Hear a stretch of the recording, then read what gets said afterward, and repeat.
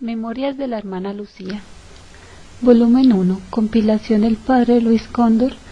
Introducción y notas del padre Joaquín Alonso, 1981. Prólogo del editor.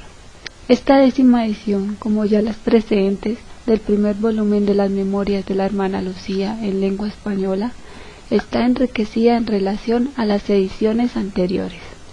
A las 4 primeras memorias, escritas por mandato del señor obispo de Leiria, Dr.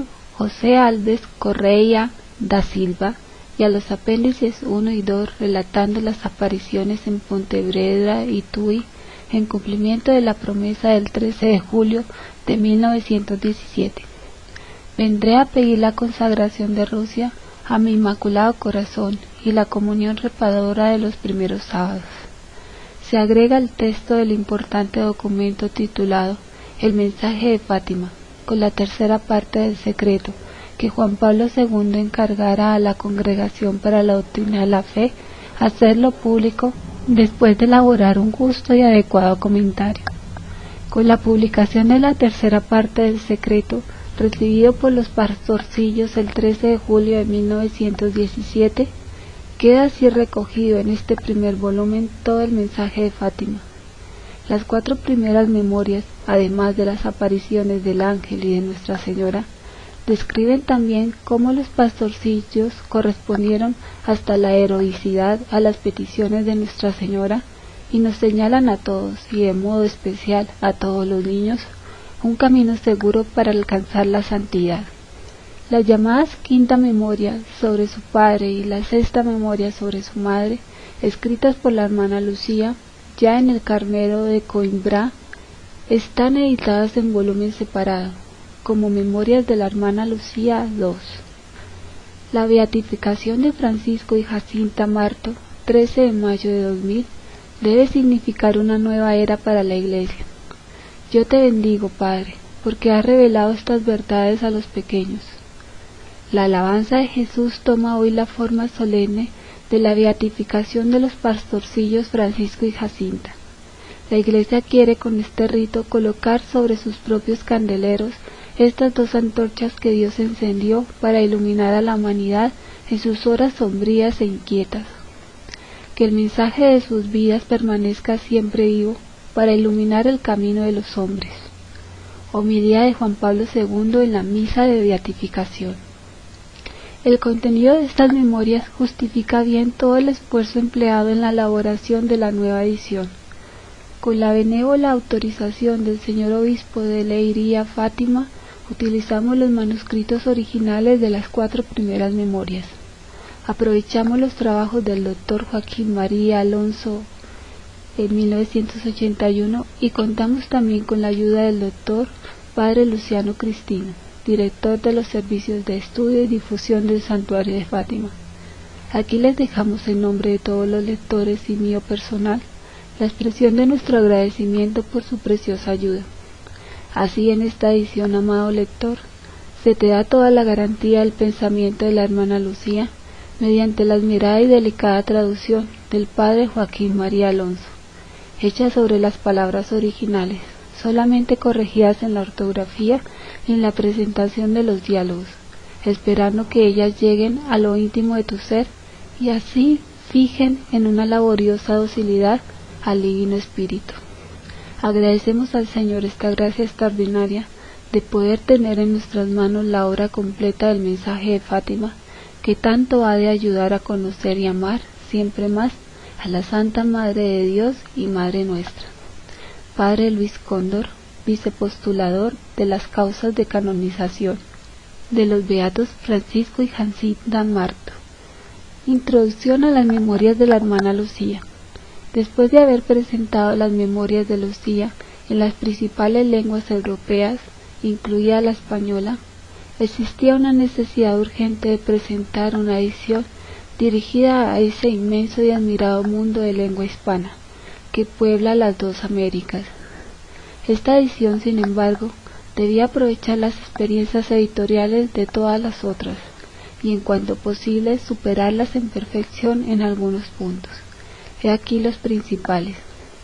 Para nuestra traducción española sí hemos tenido en cuenta las anteriores, aún parciales, pero hemos realizado un nuevo intento de revisión completa y actualizada.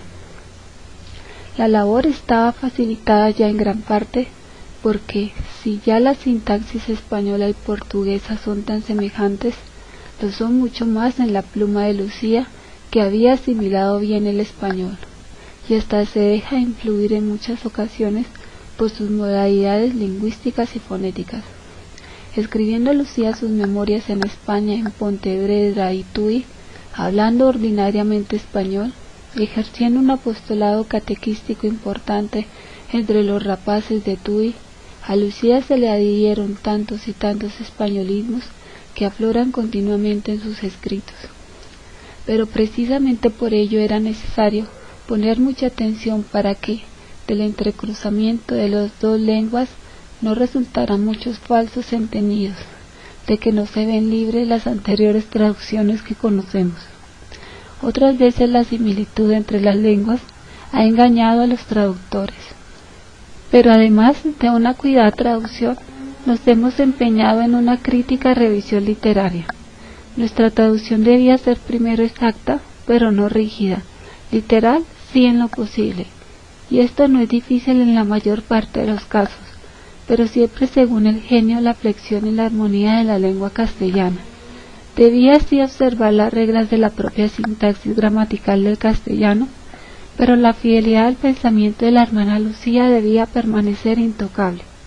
Creemos haber conseguido nuestro propósito, y nuestros lectores de habla hispana de toda América pueden tener la certeza de hallarse ante un texto que reproduce fielmente en castellano los originales manuscritos de Lucía. Puesto que la hermana Lucía, en el periodo que escribe estos documentos, entre 1935 y 1941, solo gradualmente ha ido perfeccionando su ortografía, su sintaxis y su mismo estilo redaccional, y desde luego su propia caligrafía, es a nosotros a quien hay que atribuir muchas veces ciertas correcciones en todos estos puntos.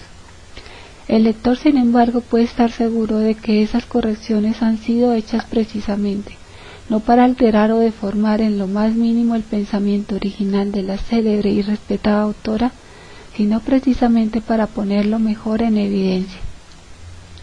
Hemos de decir lo mismo de las divisiones introducidas y de sus títulos. La hermana Lucía, no obstante la grande lucidez, orden y claridad con que escribe, no se cuidaba naturalmente de división alguna de partes, prólogos, números y epílogos, pero es tan nítido, decimos, su pensamiento, observa tal orden lógico y cronológico en la redacción de estos ya extensos escritos, que apenas hemos tenido que esforzar por encontrar esas divisiones para darle los títulos convenientes. En cambio, el lector se halla ante unos escritos diáfanos, llenos de claridad meridiana, que la vista va recorriendo con facilidad y deleite.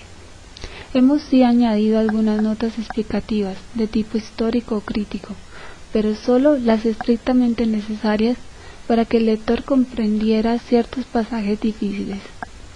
Dado el carácter popular de esta edición, finalmente damos una breve biografía de su autora y hacemos unas introducciones a cada memoria, que la coloquen en su medio histórico, en sus intenciones profundas y en su contenido general. Biografía de la hermana Lucía.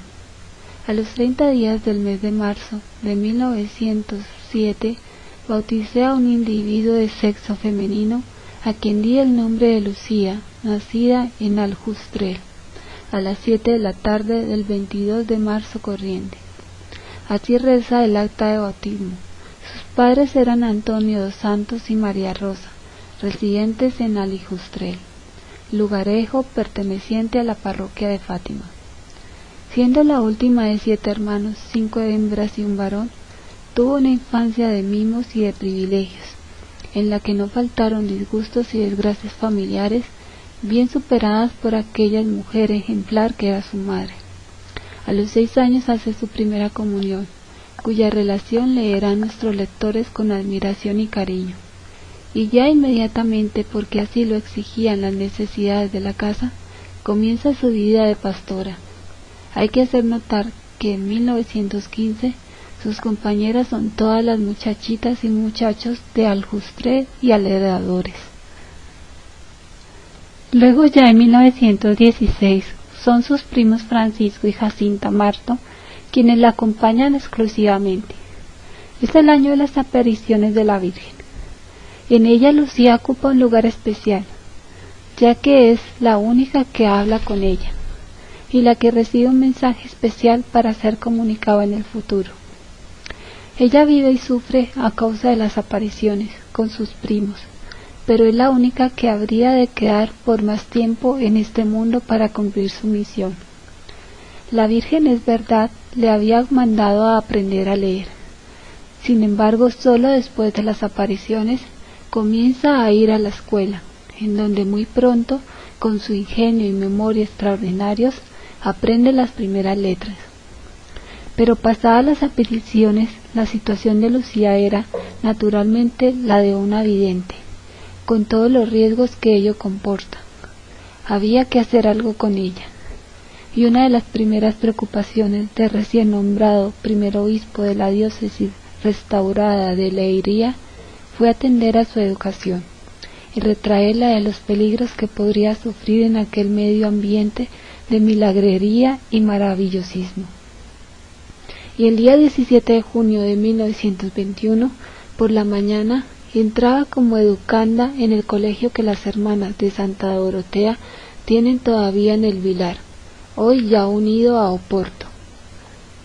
Recojamos un retrato fisionómico de la época que responde perfectamente a fotografías conocidas: cabeza alta y ancha, ojos castaños, grandes y vivos, cejas poco densas, nariz chata, boca ancha, labios gruesos, barbilla redonda, cara algo más que lo natural, cabellos rubios y finos, de estatura baja pero alta para su edad, entonces 13 años y 6 meses, facciones vastas pero rostro simpático, aire de gravedad y de inocencia, viva, inteligente pero modesta y sin pretensiones, manos gruesas de trabajo de tamaño regular. La jovencita Lucía entra en el colegio de Oporto con 14 años y 3 meses. Allí recibe una educación moral y religiosa excelente. La educación cultural es más deficiente, puesto que apenas pasa de la instrucción primaria. Y desde luego la preparación de las labores femeninas es muy buena. Pero la pequeña Lucía, con su gran talento, con su gran memoria y con su tesón y seriedad de conducta, habría de sacar de todo ello una formación que podríamos llamar suficientemente completa. Lucía, ya antes de entrar en el colegio, había tenido algunos vagos deseos de consagrarse a Dios en la vida religiosa. En el colegio, la intensa vida de piedad que se cultivaba le hizo reflexionar, y la primera idea fue para las carmelitas, pero el ejemplo y el agradecimiento hacia sus formadoras le decidió a escoger el Instituto de Santa Dorotea. En ese tiempo, 1921-1925, las Doroteas portugueses tenían el noviciado en Tui, y allí se dirigió ya la joven Lucía, 18 años, el día 24 de octubre de 1925, aunque para cumplir algunos meses de postulantado, marchara inmediatamente a la casa que las Doroteas tenían en Pontevedra, en la travesía de Isabel II.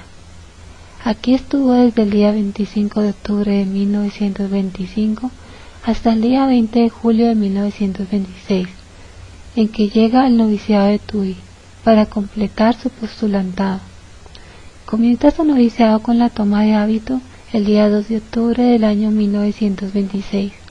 Allí pasa 2 años del noviciado para profesar el día 3 de octubre de 1928 y continúa en la misma casa, aunque ya con las profesas, hasta su profesión perpetua el día 3 de octubre de 1934.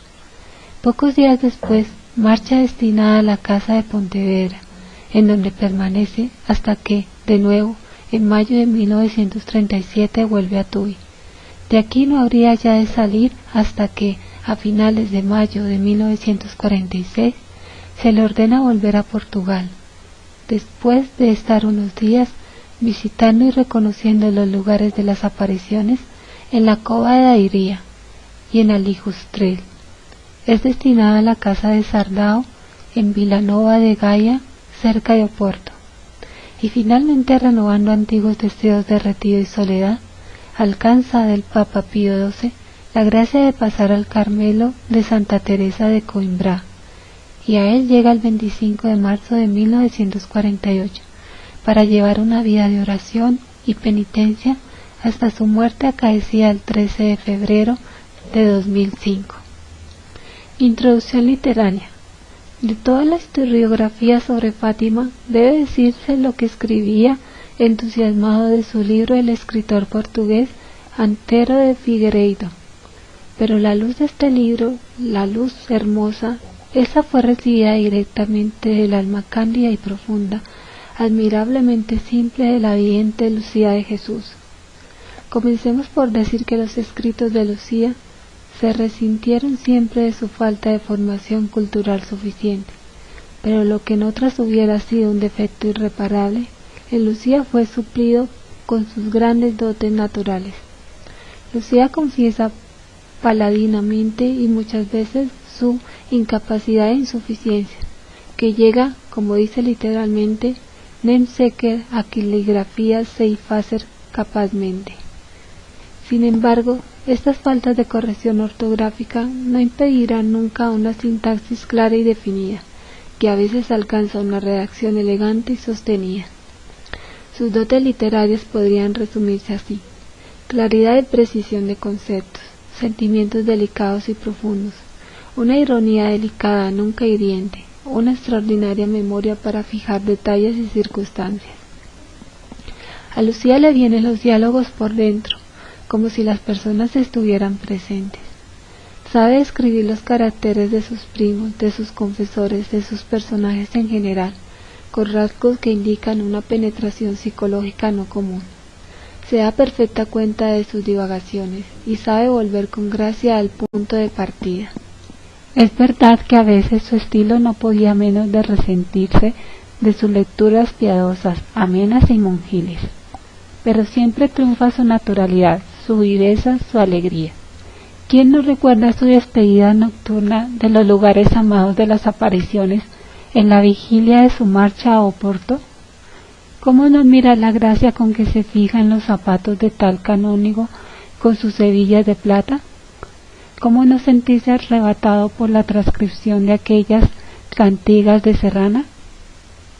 Lucía, desde luego, sabe decir lo que quiere, y lo dice como quiere, y es tal la posesión interior que consigue realizar de lo que quiere escribir, que en medio de unas ocupaciones serviles absorbentes, puede reanudar la escritura sin perder ni la narración ordenada ni la lógica de sus reflexiones, lo que no puede acontecer sino cuando se posee un gran equilibrio de alma. Lucía, es verdad, se siente inspirada al escribir, y así lo dice en varias ocasiones, pero por favor, no hay que tomar esa palabra en su sentido riguroso, como lo ha hecho algún crítico quisquilloso. En el género profético es la convicción de que una presencia especial de Dios cae sobre ella en los momentos de redacción. Se siente pues asistida por Dios al escribir, pero una atenta lectura convence que Lucía no toma esas expresiones rigurosamente. Es Lucía misma quien, respondiendo expresamente a ello, ha declarado: la palabra inspirados quiere decir que interiormente nos sentíamos movidos a ello. No se trata pues de una inerrancia semejante a la de la Sagrada Escritura. Lucía sí se puede equivocar en la traducción mística de sus experiencias, a causa misma de la dificultad de interpretación. Algunas veces ella misma duda de si será el Señor quien le habla. Otras confiesa que es imposible revelar nada de lo percibido en la gracia mística. De hecho, una crítica inteligente encuentra algunos errores de datos, de hechos, de circunstancias, y aún en el trance mismo de asegurarnos que nos transmite las ipsima verba, las mismas palabras de la Virgen. Eso no significa otra cosa sino que, en efecto, pone en ello toda su sinceridad. De lo que siempre Lucía está segura, y así lo dice, es del sentido de lo que dice. En cuanto a las fechas, ella conocía la inseguridad de Lucía. Unas veces porque de pequeños no sabían ella y sus primos contar ni los días, ni mucho menos los meses, no digamos los años. Así Lucía no se acuerda de las fechas de las apariciones del ángel, y tiene que recordarlas aproximadamente por las estaciones, que, estas sí, se les grababan bien a los pequeños serranitos. Pero la principal razón de esta falta de memoria cronológica está ciertamente en el carácter realista de los recuerdos de Lucía, siempre dirigida a lo esencial.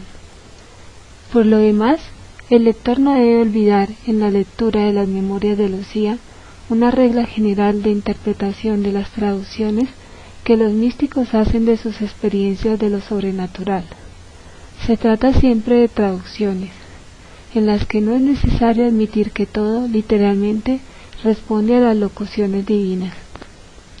Lo que no quiere decir, por otra parte, que, si alguno hay que creer en torno a estos fenómenos maravillosos, es naturalmente a aquel que los experimentó.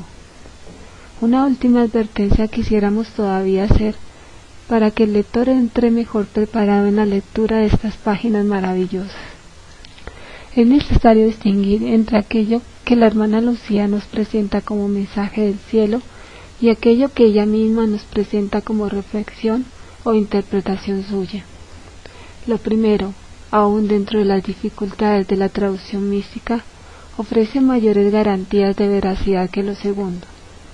Hay que suponer que si Dios ha presentado unos signos tan evidentes para hacer conocer su presencia en los hechos de Fátima, también ha intervenido de un modo especial para que su mensaje, a través de la Virgen, fuera bien traducido por los videntes escogidos para ello.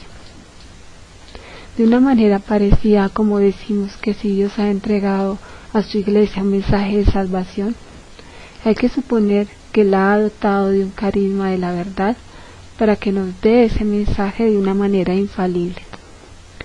Pero Lucía se presenta muchas veces como reflexionando sobre las palabras y los acontecimientos.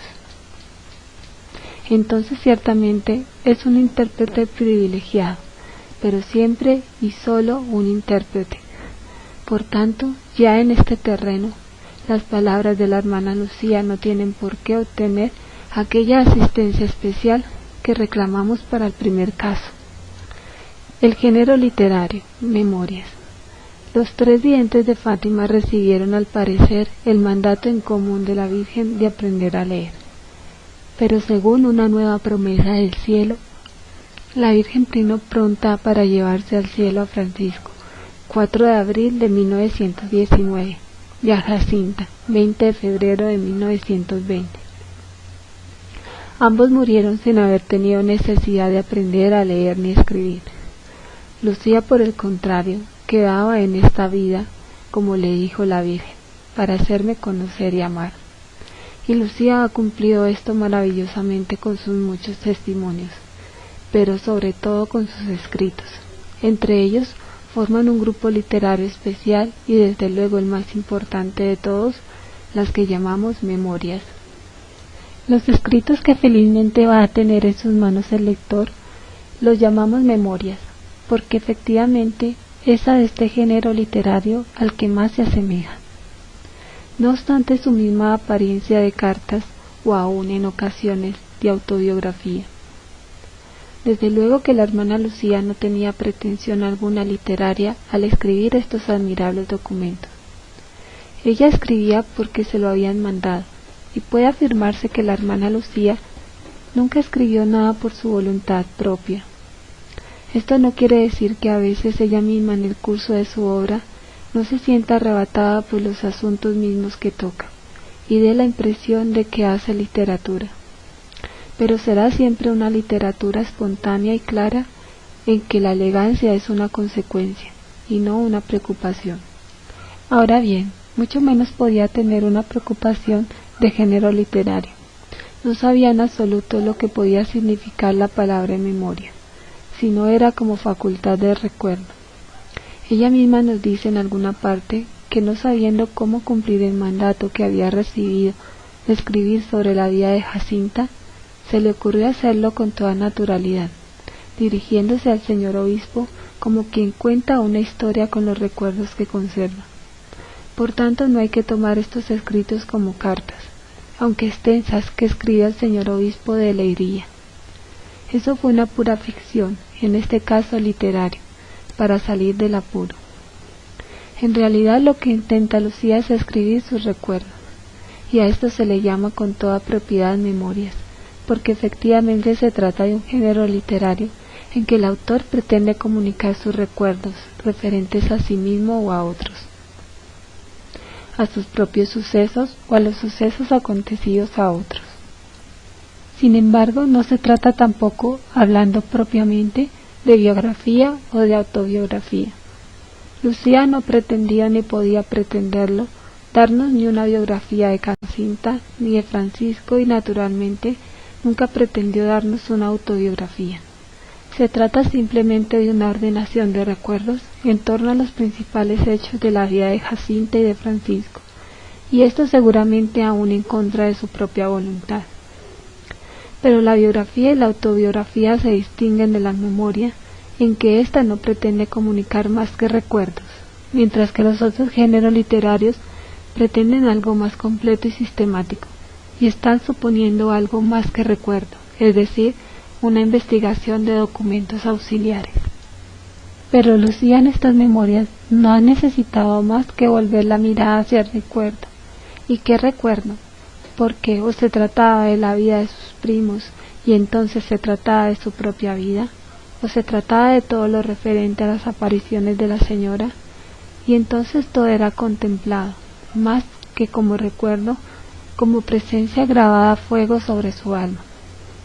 Es ella misma quien nos advierte que estas cosas quedan de tal manera grabadas en el alma que es imposible olvidarlas. Por eso estas memorias de la hermana Lucía son más bien una relectura de caracteres impresos para siempre en lo más hondo del espíritu de la autora. Ella, más que recordar, parece que está viendo. Tal es la facilidad del recuerdo que se convierte en lectura interior.